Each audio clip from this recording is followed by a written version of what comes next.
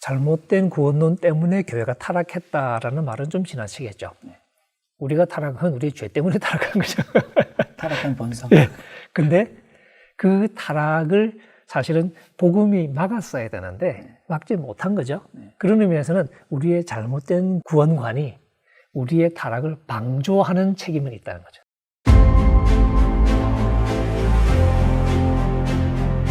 복음에 대한 이해가 확실해야 돼요. 바르고 확실해야 돼요. 구원 열차 올라탔으니 이제는 천국 혜택에서 따놓은 거다. 아예 따는 게 아니야. 그 양떼를 오도해서는 안 되지. 복음의 생명의 길로 인도를 해야죠. 그게 목자죠. 그게 선한 목자죠.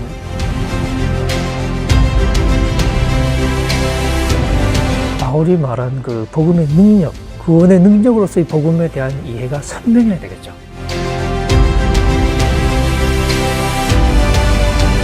내가 지금까지 알고 배웠던 그런 가르침에서만 성경을 보지 아니하고 오히려 성경 전체의 가르침을 통해서 내가 바꾸어지고 내 견해가 새로워져서 자신이 목회하는 교회가 나아가서 한국 교회가 말씀을 따라서 조금씩 갱신되고 변화되지 않을까.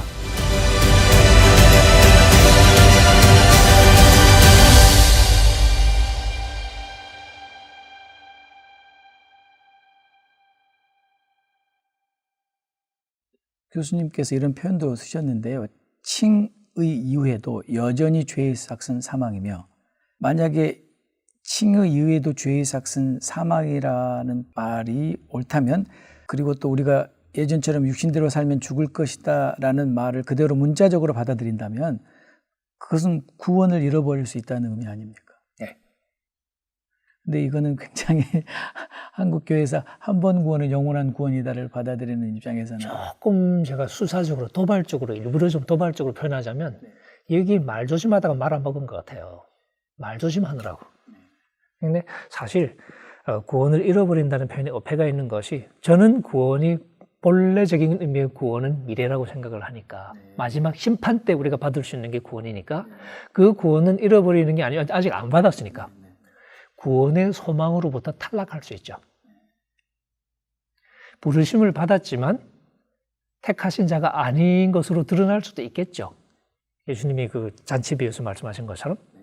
근데 초청받은 사람이 떨어지는 경우는 비일비재하죠. 초대교회 때부터 배교는 실제 현실이었고, 그래서 갈라디아서가 쓰여졌고 히브리서 같은 게 필요했고, 안 그러면 글을 쓸 필요가 없죠. 그러니까 배교라는 현실이 생생한 경험인 상황에서 쓰여진 글을 우리가 읽고 있는 거예요. 그런 의미에서 신자가 구원에서 떨어지냐 안 떨어지냐는 질문은 추상적인 질문이거나 의미 없는 질문의 공산이 커요. 실제로 믿는 사람들이, 우리 교인이 시험 들 수 있냐? 시험 들죠, 당연히. 그런 질문이 중요하냐? 아니면 진짜 구원받은 사람이 구원에 떨어질 수 있냐 하는 추상적인 질문이 중요하냐라고 물었을 때, 실제 목회 현장에서. 그런 면에서 사실 민감한 주제이긴 하지만 적어도 신약 성경의 그 표현을 봤을 때 하나님이 1만 달란트를 용서해 주셨어요. 해주신 척 하신 걸까요? 진짜 용서해 주셨을까요? 진짜 용서해 주셨다고 봅니다. 근데 그 사람이 100데나리온 빚진 자를 용서를 안 했어요. 그럼 어떻게 됐죠? 취소. 예. 그걸 어떻게 설명해야 되냐. 잔치에 초대를 받았어요. 그럼 잔치를 먹고 있어요. 그거 진짜 아니야. 그거는 아직까지 몰라. 그런 건가요? 근데 그 사람은 예복을 안 입었다는 이유로 손발 묶여서 바깥 어두운 데 쫓겨났거든요. 그게 뭘 말하는 거냐. 바울도 로마서를 쓰면서 예를 들면 11장 같은 데 올리브까지 얘기하잖아요. 이스라엘이 많은 그 사람들이 안 믿었잖아요. 하나님이 가지를 잘랐다고 표현하죠.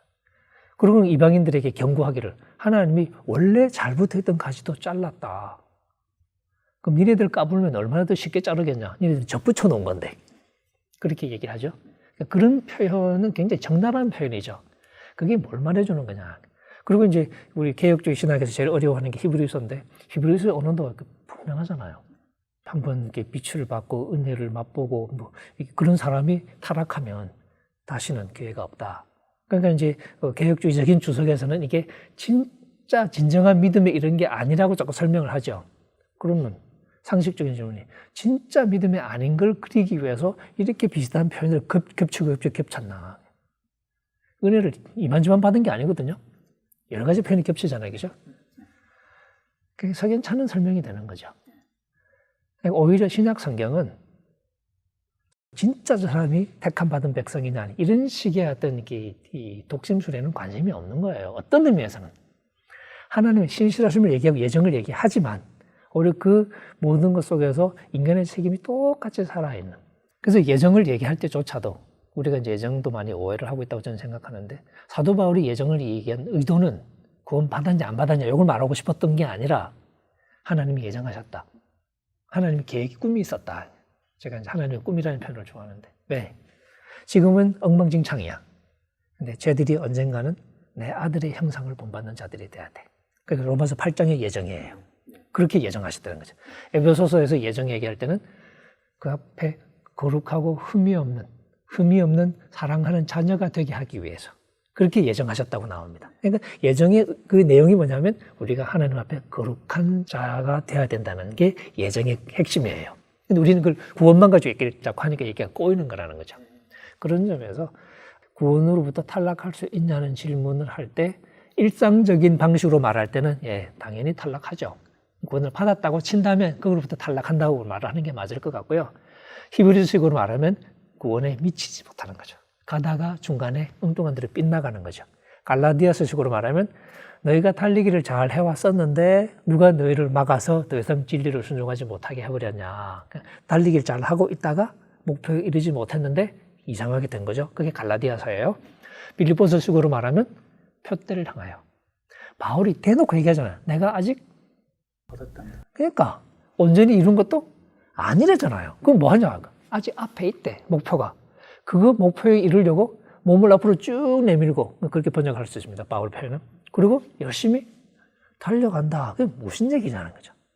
바울처럼 이미 이룬 게 아니라 앞에 있는 것을 향해서 달려가는 그림을 그리는 게 가장 정확한 그림이고, 그리고 그럼 어떻게 되나요? 잘 달려야죠.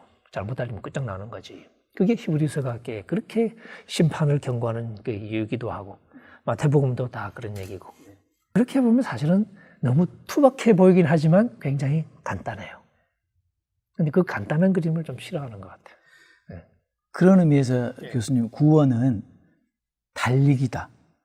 이렇게 보는 게 정확한. 구원의 목표를 향한 현재의 삶이 달리기죠. 네네. 지금 우리의 삶은 네. 구원의 소망을 향한 달리기다. 교수님, 저희가 이제 어렸을 때 쭉 자라면서 늘 우리가 불렀던 그 복음송에 나는 구원 열차 tas다. 구원 열차 올라탔으니 이제는 천국 행티켓은 따놓은 거다. 아니, 따놓은 게 아니야. 그 열차에서 하나님 가는데 네. 거기서 별 장난하다가 열차에서 뛰쳐나오기도 하고 별 일이 다 있지. 네. 그렇다면 구원을 달리기에 비유하는 게 가장 성경적이라고 볼 수 있어요. 고린도전서 9장 6절 7절 보세요. 네. 내가 구원의 복음을 남에게 선포하고 나는 탈락할까 봐. 그렇게까지 표현해요, 바울이. 네, 네. 그것이 올바른 성경적인 사고라고. 그게 구원을 두렵고 떨림으로 내 구원을 완성하라. 빌보서 2장 13절 말씀의 뜻이에요. 거기서 구원이라는 공동체적 안녕을 말하는 건데 그것은 우리 개인의 구원에도 적용되는 말이야. 다 이뤘담이 아니라 바울이 뭐라고 그래요? 내가 다 이뤘다면 3장에.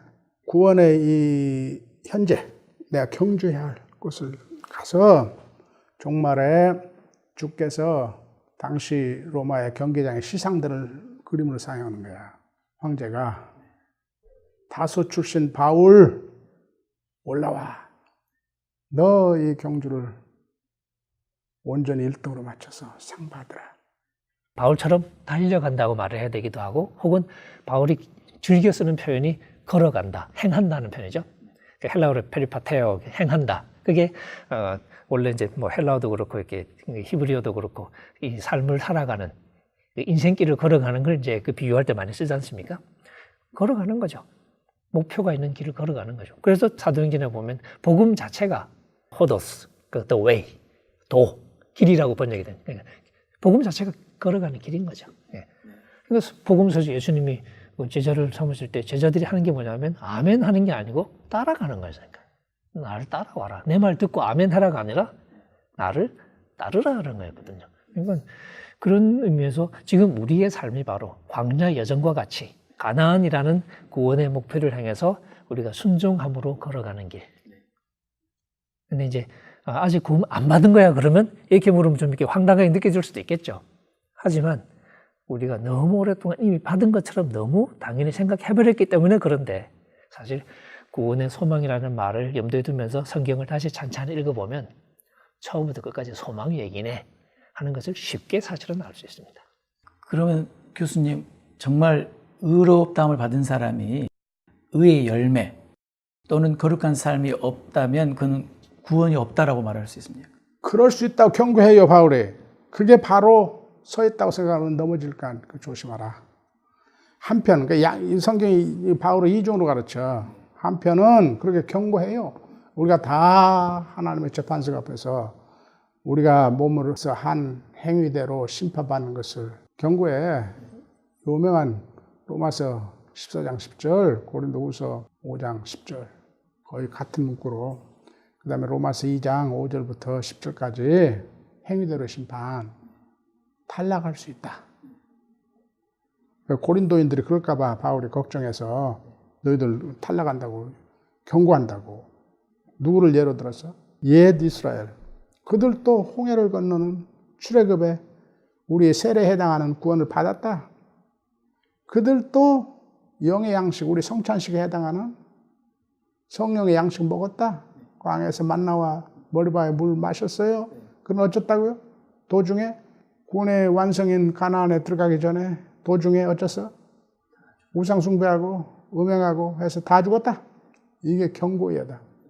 경고도 해요. 그러면서 당시에 바울은 뭐래요? 서령 우리는 그래도 하나님은 우리를 끝까지 지켜주시리라. 그래서 그가 우리를 구원을 예정하시고 때가 되면 구원하시고 종말의 심판대에서 그의 십자가의 속죄의 죽음과 그의 아들의 중보로 우리를 구원을 받을 거다. 그러니까 우리 구원이 확실하다. 양쪽으로 가르쳐요. 어느 하나를 약화시키면 안 돼. 어떤 사람만 그런데 후자를 누릴 수 있냐? 지금 하나님을 의식하고 성령을 통해서 우리에게 행사되는 주 예수 그리스도의 통치, 그의 뜻을 의식하고 그것을 행하려는 하는 사람에게 지금 후자가 적용이 돼요. 그럼에도 불구하고 우리가 실패도 하고 이런 사람들에게는 후자가 적용이 돼.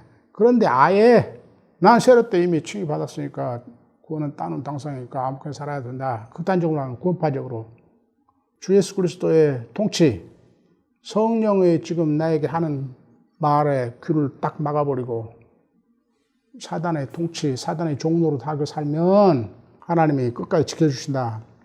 그거 자꾸 주장하라?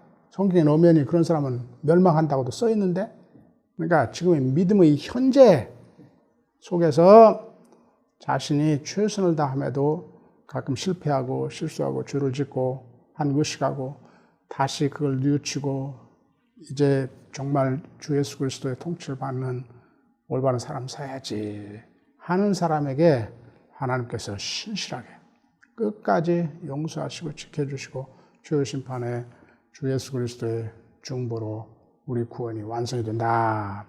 그 말에 위로가 되는 거지. 이미 구원을 따놓은 당상으로 생각하고 세례받고 칭의받았다고 주장하면서 그것이 막 세례의 물이 마치 옛날 중세 가톨릭교에서 그렇듯이 무슨 매지컬리 작용을 해서 아무렇게 살아도 최후의 심판까지 보장해준다? 그렇지 않는다. 그럼 구원을 우리가 받아들이는 데 있어서 아까 교수님 말씀하신 것처럼 하나님의 주권이라고 하는 부분하고 우리의 책임 이런 부분을 어떻게 그러면 설명할 수 있겠습니까? 구원이라고 하는 문맥 안에서. 논리적으로는 사실 어긋나 보이기도 하죠. 적어도 우리가 생각하는 방식으로는. 근데 이제 성경이 그 두 가지를 다 강조한다고 말을 할 수 있는데 상황 따라 달라지는 측면이 있죠. 때로는 주권이 강조되기도 하고 때로는 우리의 책임이 강조되기도 하고 그건 상황 따라 달라요. 예를 들면 굉장히 힘겨워하는 그런 성도들, 열심히 살려고 하지만 인생이 힘들어. 그래서 좀 많이 지쳤어요. 그런 성도들에게 가서 무슨 얘기 하겠습니까? 너 제대로 안 하면 죽는다. 그러겠어요? 그런 사람에게는 하나님의 신실하심을 얘기하고 하나님의 약속은 변치 않는 얘기를 하고 어렵지만 하나님께서 우리를 끝까지 이끌고 가실 거라는 얘기를 함으로써 힘을 내게 하잖아요. 반대로 조금 약간 이렇게 맛이 갔어, 애가. 까불어. 교만해. 그리고 좀 이렇게 좀 사는 게 이상해졌어. 그런 친구들한테 가서 하나님은 신실하시고 우리 하나님의 부르시면 괜찮으시고 이런 얘기 하면 어떻게 해요? 끝장나는 거지. 그대로 골로 가라는 얘기하고 똑같은 거예요. 오히려 그런 친구한테는 너 정신 안 차리면 너 끝장난다 하고 경고하는 거죠. 그러니까 신약 성경도 그 상황에 맞는 얘기들. 로마서 이렇게 뒷부분 가면 사실 사도 바울이 지금 나는 이렇게 마치 도살자 앞에 선 양처럼 죽을 목숨처럼 그렇게 살아가는 것처럼 얘기하잖아요. 그죠?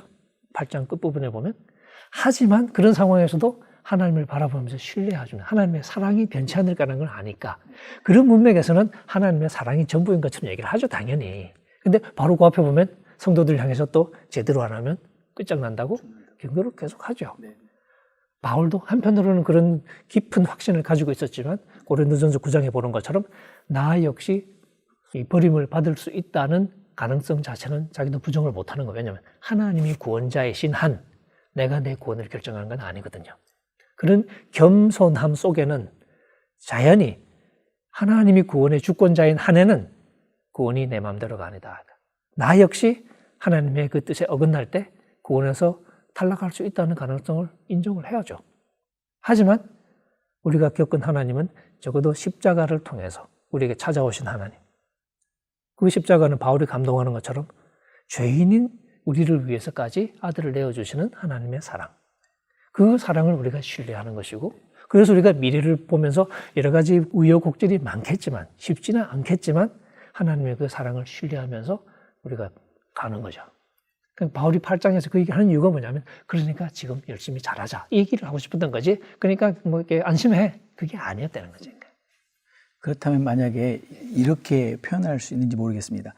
하나님의 그 주권의 영역에서 하나님의 사랑은 신실하시고 변함이 없으시지만 그러나 우리의 책임에서 우리는 그 하나님의 사랑에 반응함으로 순종의 삶을 살아야 한다. 그럼요.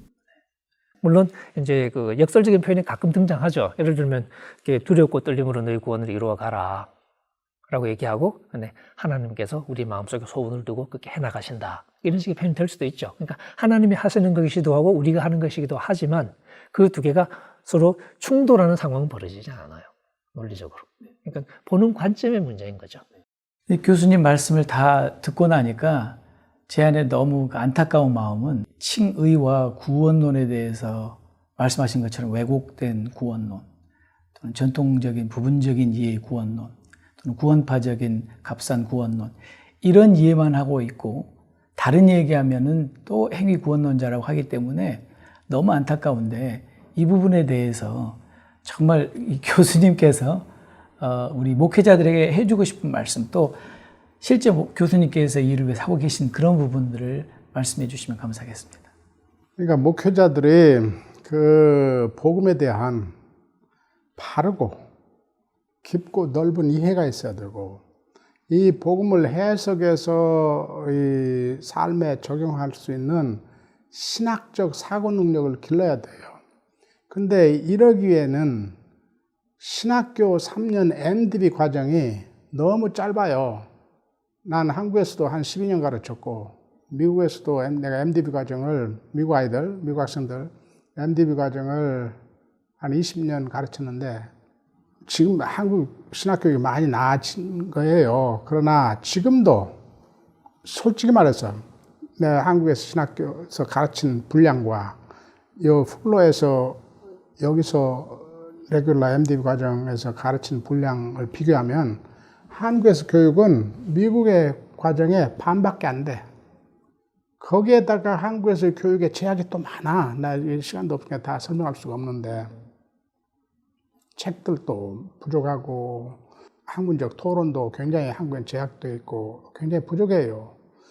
미국의 그러니까 플로에서 그런 짱짱한 MDB 과정을 가르쳐도 이 학생들이 졸업할 때는 신학교에서 여러 과목들을 조금씩 단편적으로 배우는데 이걸 통합하는데 굉장히 어려움을 느끼고 가장 중요한 복음이 무엇이고 복음을 어떻게 선포해야 할 것에 대해서 깊고 포괄적인 이해가 결여돼요. 그 스스로들 다 그렇게 고백을 해. 그런데 하물며 이 미국의 신학교들에서 가르치는 양의 겨우 반 정도밖에 안 되는 한국의 신학 체계를 따른 분들은 얼마나 이 교육이 빈약할까. 나 한국 신학교 무시하기 위해서 하는 말이 아니에요. 나 한국에서 신학을 10여 년이나 가르친 사람으로서 늘 되돌아보면서 안타까워서 하는 소리야. 그렇기 때문에 더더욱 우리 한국 목사님들이 MD 3년 했으니까 나는 이제 다 자격 갖춘 목사다 이렇게 생각 말고 계속 공부를 해야 돼요. 그래서 우리 지금 가령 풀러 신학대학원의 목회학 박사과정에서는 모든 목회의 근본은 무슨 형태의 목회를 하든 결국 근본은 복음이 무엇인가를 확실히 알고 그 복음을 포괄적으로 해석하는 능력, 그 삶에 적용할 수 있는 능력을 기르는 신학적 사고 능력을 기르는 거다. 그런 생각해서 이 목회학 박사과정에서 우리 한인 목회학 박사과정에서 복음에 대한 강의를 아주 시간을 들여서 해요. 그래서 하여간 우리 목회학 박사과정 오셔서 공부하는 것도 좋고 아니면 책을 많이 읽으셔서 공부하는 것도 좋고 목사님들이 교단별로 또는 뭐 친구들끼리 모여서 함께 학습하고 토론하면 책 읽고 토론하고 이렇게 했었는지 하여간 뭐 여러 방법들이 있겠는데 그런 방법 통해서 목사님들이 열심히 공부해서 복음을 바르고 깊고 넓게 선포해야 부분적 복음을 선포함으로 복음 전체가 왜곡되는 일이 없고 이 우리 영성이 왜곡되는 일이 없고 그래서 오늘 한국의 교회의 현실 같은 것을 극복할 수 있고 교회 갱신이 일어나고 교회 갱신이 일어나면요 그 무슨 기법 몇 개 가르치는 게 아니에요. 신학이 바로 있어야 돼. 복음에 대한 이해가 확실해야 돼요. 바르고 확실해야 돼. 그 기본이 없으면은 뭐 무슨 목사들 모여서 우리 바르게 삽시다. 서로 다짐하고 갱신하고 그런 것도 다 도움이 되죠. 그러나 그것의 기본이 먼저 이루어져야지. 목사님들 공부를 많이 해야 돼요, 한마디로. 그게 하나님에 대한 소명의 의무를 다하는 거고 자신의 양떼들에 대한 목자로서의 의무를 다하는 거예요. 그 양떼를 오도해서는 안 되지.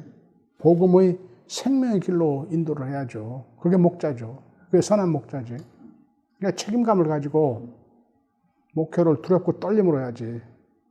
이 한국 교회의 칭의와 이제 구원론의 문제를 해결하기 위해서는 성경 전체에, 로마서도 로마서 전체에, 그리고 갈라디아서 갈라디아 전체뿐만 아니라 데살로니가전서와 빌립보서와 혹은 고린도 전후서 전체의 가르침을 충분하게 생각하면서 왜 이 성경에서 이 교회에서 이 부분을 이야기하고 있는지를 충분하게 생각해야 된다고 생각합니다. 뿐만 아니라 한국 교회가 이 구원론을 이해할 때에 바울의 어떤 특정한 서신뿐만 아니라 야고보서의 가르침도 주목해야 되고 특별히 복음서 마태복음서의 가르침도 주목해야 됩니다. 분명하게 마태복음서에서 예수님은 산상설교에서 너희 의가 바리새인과 서기관보다 낫지 않냐면 결단코 하나님의 나라에 천국에 들어갈 수 없다고 분명히 이야기하고 있고 주여 주여 하는 자마다 다 천국에 들어갈 것이 아니요 오직 하나님의 뜻대로 행하는 자라야 들어가야 된다. 나무는 열매를 통해서 보아야 된다. 그런 교훈뿐만 아니라 소위 열처녀 비유라든지 달란트 비유라든지 양과 염소의 비유에 있어서 순종, 제하도, 행위가 없는 자들은 분명하게 천국에 들어가지 못했거든요. 그런 가르침과 같이 생각해야지 마치 바울의 특정한 어떤 부분에 오직 믿음으로 오직 은혜로 어렵게 되고 공부한다는 그 부분만을 너무 절대화시켜서 다른 성경을 보지 못하고 복음서의 예수님의 교훈을 보지 못하고 그래서 편협된 이 구원론을 가지고 있는 이 문제가 해결되고 성경 전체의 가르침을 폭넓게 보고 폭넓게 가르치고 또 설교될 때에 한국 교회의 잘못된 이 칭의 구원론 문제가 조금씩 개선되지 않을까 저는 그렇게 보고 있습니다. 그는 이제 교수님께서 신학자 입장으로 이렇게 말씀하시는 거고 이제 저는 목회자 입장으로서 목회자들이 또 해야 될 몫이 있지 않습니까? 왜냐하면 신학교를 다 졸업했으니까. 그리고 목회 현장에서 사실 열심히 연구하고 하시는 분들도 계시지만 또 그렇지 못하는 분들도 많이 계시는데 목회자들의 입장에서 그러면 어떤 그 해결책을 제시하실 수 있어요? 일단은 바울이 말한 그 복음의 능력, 소위 그 구원의 능력으로서의 복음에 대한 이해가 선명해야 되겠죠. 그러니까 복음에 대한 자신감이죠. 그러니까 신학적인 이해 이런 문제를 떠나서 실제로 이 복음이 믿는 자를 구원에 이르게 하시는, 우리를 새롭게 하시는. 그래서 하나님을 얘기할 때 우리도 바울처럼 예수 그리스도를 죽은 자 가운데서 살리신 하나님.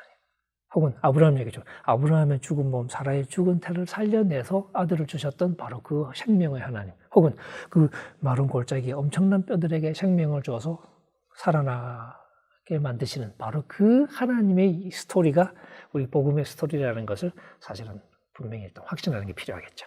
그래서 저는 확신의 문제가 근본적으로 있다고 생각해요. 그러니까 그 자신감이 없어요, 많은 분들이. 근데 그 확신이 있을 때 그 확신을 가지고 선포하겠죠.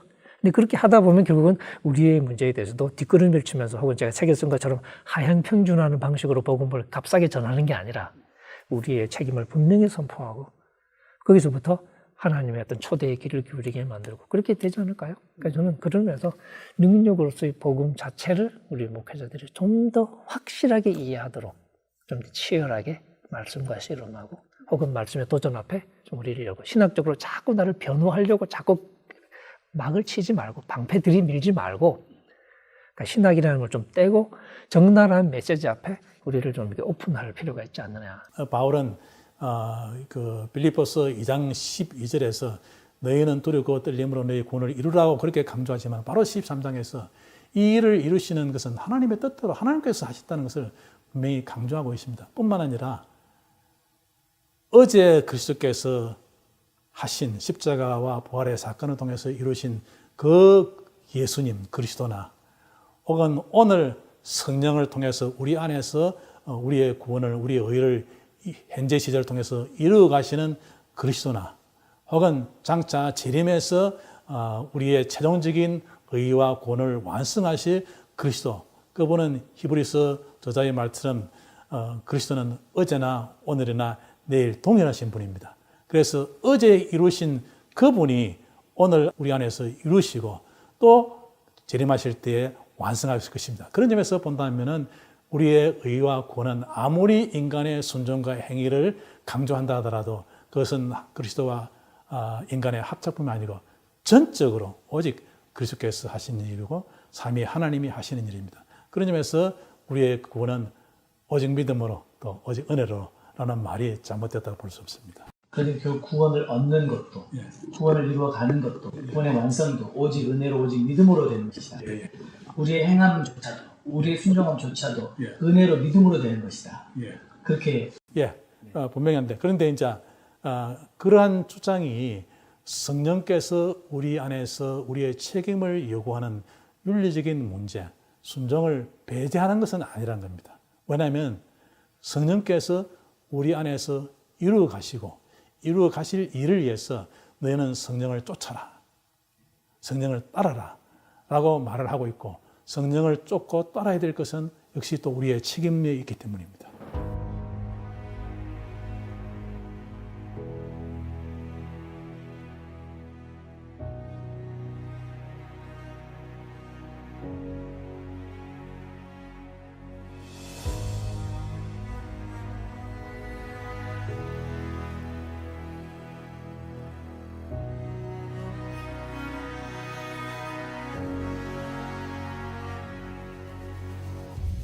왜 우리는 이 말씀을 읽을 때 항상 긴장을 느낍니까? 첫째는 그들은 신앙 고백이 분명했는데 버림받았기 때문입니다. 둘째는 그들은 주여 주여 상당히 열성적으로 주를 섬긴다고 섬긴 사람이지만 버림받았습니다. 그들은 봉사하는 데, 사역하는 데 있어서 남다른 은사와 남다른 능력을 가지고 큰 열매를 맺은 사람이었습니다만 나중에 버림받았습니다. 그와 같은 사람들이 네 번째로 가는 문은 많은 사람들의 인기를 끄는 길이었습니다. 그러니 많은 사람들이 옳다고 생각하고 가니까 나도 들어갈 수 있는 확률이 얼마든지 큰데 그 길이 바로 잘못된 길이었습니다. 그러니까 불안하고, 또 하나는 마지막 주 앞에 서는 그날까지 그들의 진실한 정체가 드러나지 않는다는 점에 있어서 우리는 불안을 느낍니다. 나도 그럴지 모른다는 이야기입니다. 오늘 교회 안에 이런 불행한 사람이 될 수 있는 확률을 가진 사람이 얼마나 될까? 사랑의 교회 4,000명, 5,000명 신자 중에 과연 이와 같은 거짓된 성도들의 부류에 들어갈 수 있는 위험을 가진 사람이 도대체 몇 프로나 될까? 나는 말 못해요. 모르니까요.